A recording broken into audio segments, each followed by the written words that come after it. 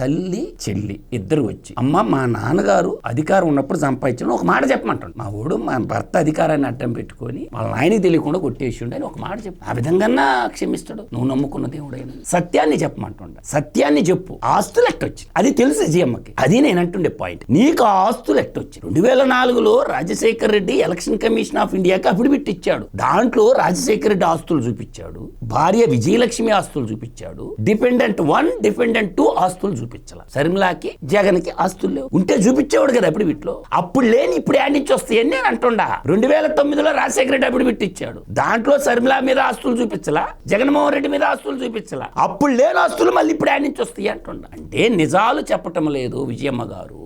ఒక తల్లిగా ఒక భార్యగా నిజాలు చెప్పటం లేదు అనేది నా యొక్క భావన. అంతే తప్ప అమ్మేది ఏమైతే నిజం చెప్పు. ఇప్పటికన్నా ఎక్కడి నుంచి వచ్చినాయి ఆస్తులు, ఎలా సంపాదించావు, ఎట్ట దోపిడీ చేశారు, ఏ విధంగా లూటీ చేశారు చెప్పండి.